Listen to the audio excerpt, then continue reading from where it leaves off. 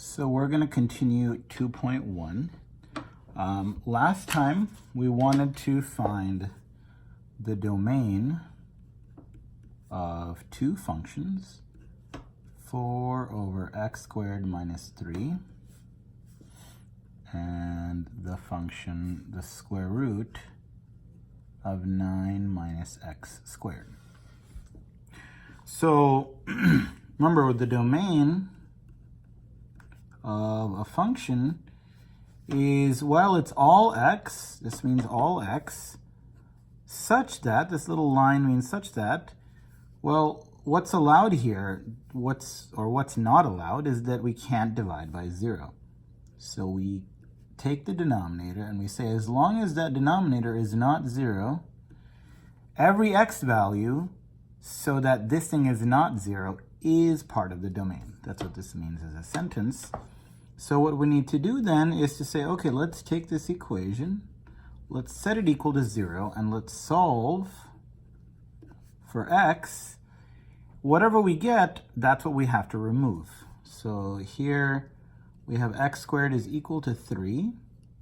So x is plus or minus the square root of 3.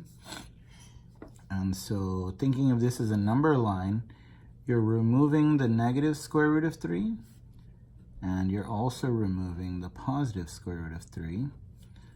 So it's everything under, so the domain of f is everything below negative root 3, which is negative infinity to negative root 3, as well as then everything between these two, so negative root 3 to positive root 3,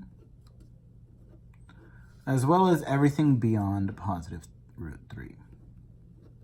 Okay, so that is the domain of this function. In a similar way, when we think of the domain of g,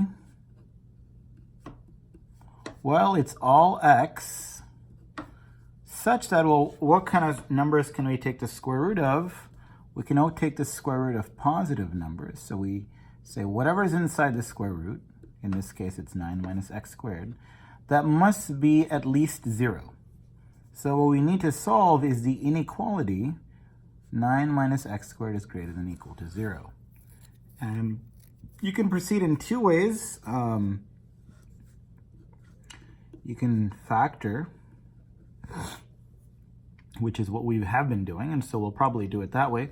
But in this case, you can also just sort of proceed directly to say, okay, x squared has to be less than or equal to 9 by bringing the x squared over and then taking the square root of both sides. So I'll leave you to think about how this goes. This descends to an absolute value inequality, which we've already done.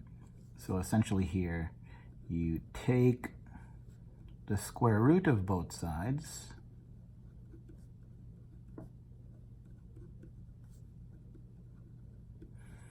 and recall that if you take the square root of x squared, this is the absolute value of x. Sorry, less than or equal to. Okay?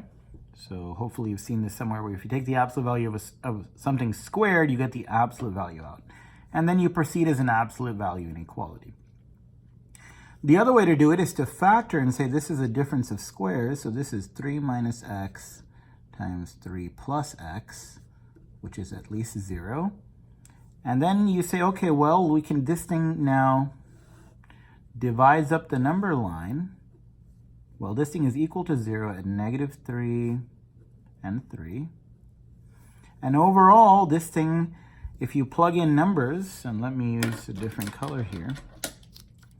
So you plug in x equals minus 4. Here you plug in 0. Here you plug in, say, positive 4.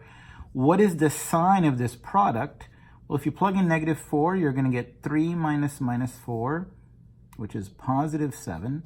And then here you'll get 3 minus 4, which is minus 1. This is overall in negative. If you plug in 0, you get 3 times 3, which is positive. And if you plug in 4, you get minus 1 times 7, which is overall a negative number. So overall, what we want is to be positive. We want to be in this section. we're also allowing 0 to be there, so we get the interval from -3 to 3, or if we did it with this particular method, this is also would land you in the same place. Okay, so the solution is, so the domain of G is the interval -3 to 3. So as long as x is between -3 and 3, this square root will be at least 0, and that'll be okay. Okay, so those are the exercises from the previous lecture.